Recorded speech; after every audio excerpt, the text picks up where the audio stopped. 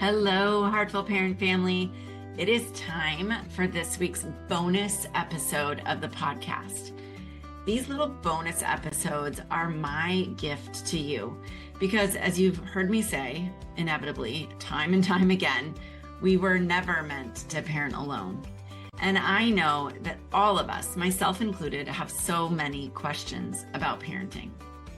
In the work that I do and the many hats that I wear, one of my very favorite things is getting and answering questions from parents and getting to support you, you, on your journey. So each week I'm taking one real question from a listener or a subscriber to my newsletter and I'm diving in. So on that note, here we go with this week's question. Hey everyone, welcome back to another bonus episode of the Heartful Parent Podcast. So happy to have you here. This week's question actually comes from one of our international listeners all the way over in Egypt. And this listener parent asks, how can I reduce the resistance of parents, other parents, and teachers who until now still believe in punishment, like the traditional forms of punishment in parenting and in the educational system?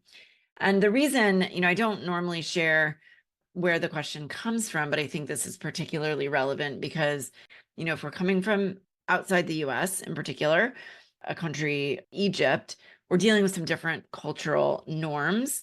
And maybe that, sort of the move away from punishment is not as widely accepted as it is in the US. Although I will say it's still a battle that we are having here in the US. It's still something I talk about with my, private coaching clients, and I hear all the time. It's still something that we see all across the spectrum of parents and educators who, sort of lament or wish we could return to a time where we were more driven by punishments.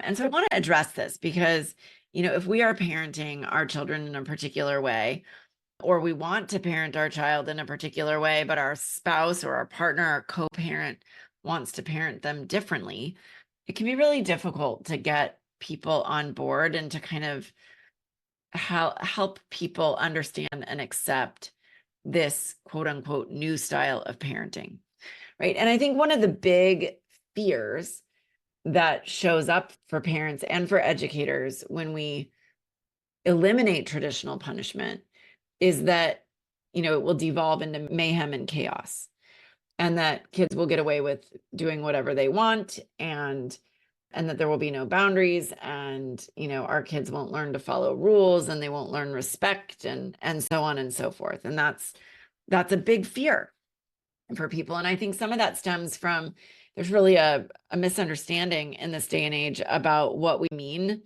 or at least what I mean when I talk about positive discipline, which is not a style of parenting where there are no rules, expectations, or boundaries. I am a very big fan of rules, expectations, and boundaries.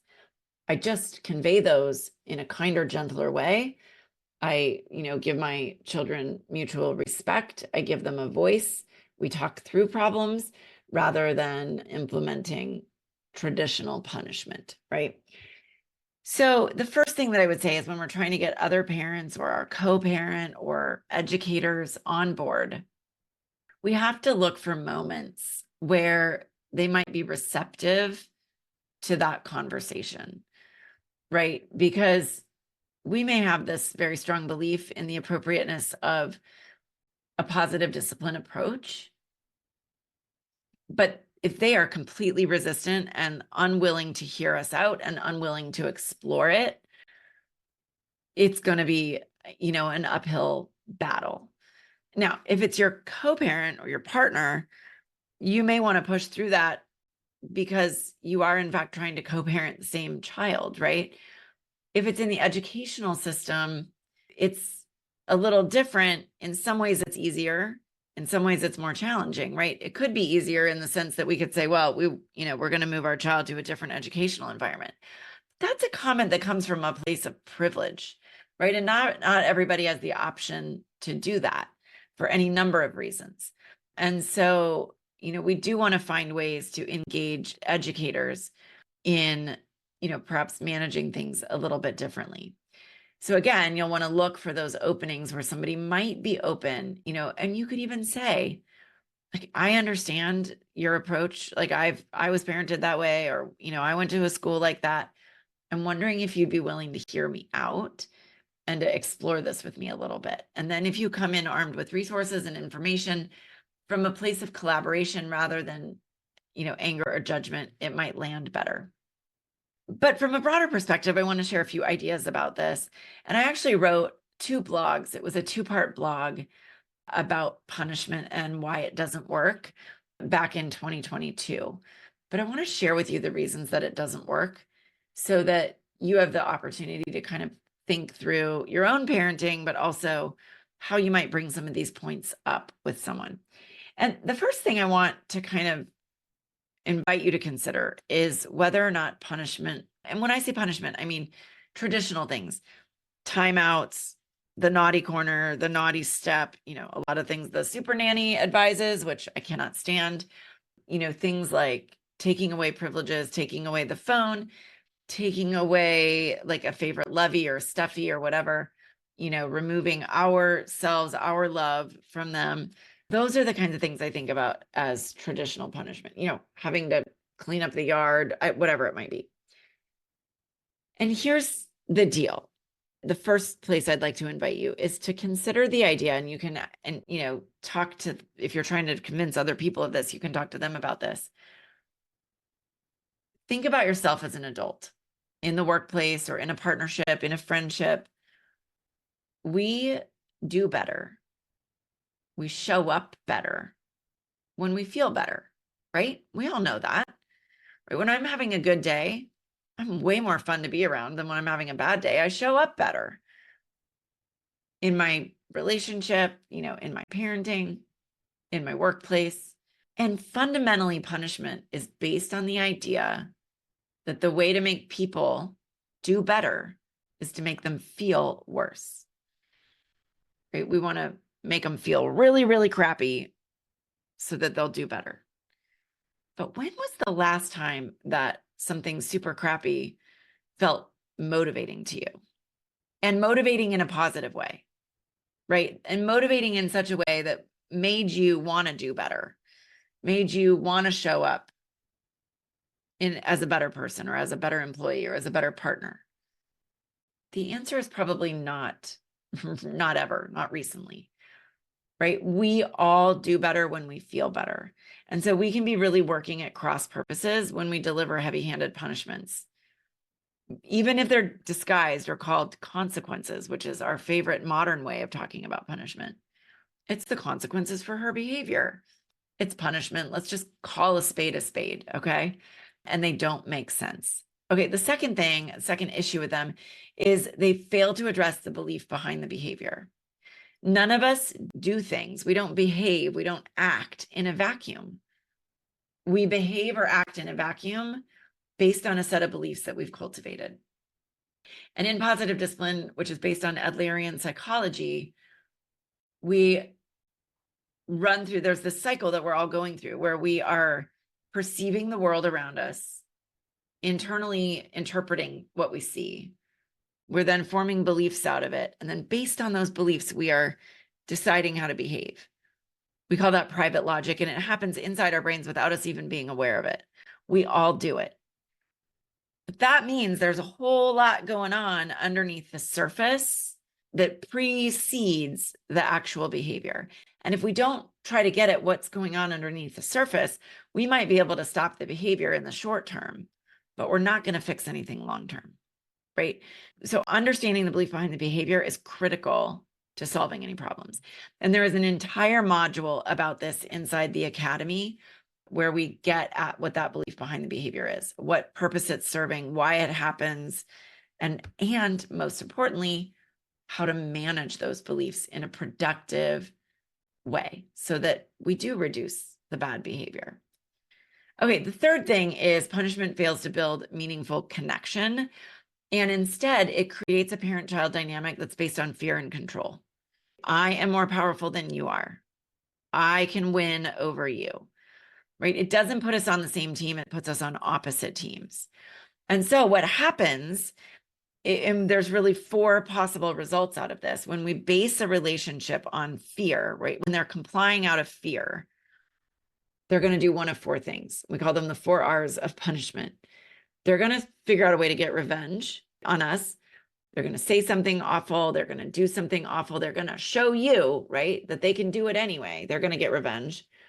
They're going to get resentful, which is really antithetical to a positive, connected relationship. They're going to rebel. Many of us as teens who are punished, I've heard countless adults say, well, I didn't learn not to do it, whatever it was. I just learned not to get caught, right? We are driving our children underground, especially by the teen years, when we're relying on punishment as our primary discipline technique, right? We might be very well driving them toward the very thing that we don't want them doing, but they're going to now hide it from us much more cleverly, which could potentially put them in a dangerous situation. And then the 4th thing that might happen is retreat, right? Which is where they are going to comply. They're going to do what you want them to do, but they're going to do it out of blind obedience. And blind obedience might sound like a great thing as a parent. Yes, my kid will do what I tell them to do when I tell them to do it. That sounds lovely. Problem is that can put them in a really dangerous place out in the world. If they haven't learned how to say no and all they do is blindly obey. I mean, think about a situation where a partner or an adult who wants to touch their body in a way that shouldn't happen says, I want to do this, and they just blindly obey.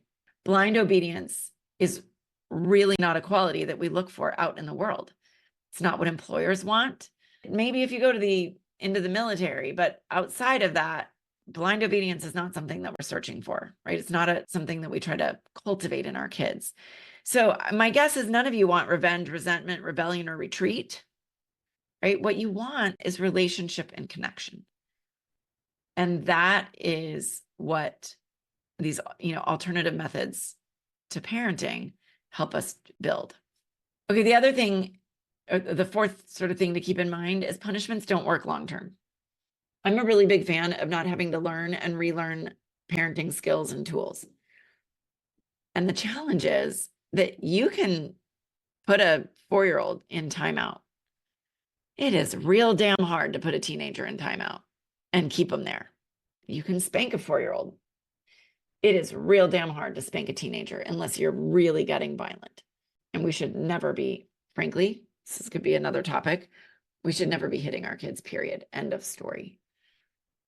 So if a skill or a strategy that we're using for punishment when they're little doesn't still work when they're teenagers, I don't think it has great value for us. And then the 5th and final thing to remember is they make parenting, and in the case of this question, they make education unfun, right? Nobody's enjoying that, right? When punishments are the go-to tool for managing behavior, it sets up an us versus them mentality. It means we're working against our children. We're not working with them. It gives us the perspective that our children are bad, or that they're doing things on purpose, that they're manipulating us. And that view of our kids, looking at them through that lens, doesn't make it fun. It doesn't make parenting feel good. I have to imagine it doesn't make being a teacher feel good, right? And it certainly doesn't feel good for the kids involved. And so for all of these reasons, I think it's appropriate to explore other ways to manage behavior, other ways to support our children in becoming productive, responsible, capable, competent, confident adults that we want them to be. So if you have someone in your life that you are trying to convince to explore parenting or teaching in a different way, I would bring up some of the points that I've just shared with you and see if that might invite them into a different understanding. And then the next piece is to explore, what do we do instead? And that, my friends, is something we talk about in the Academy and is a conversation for another day.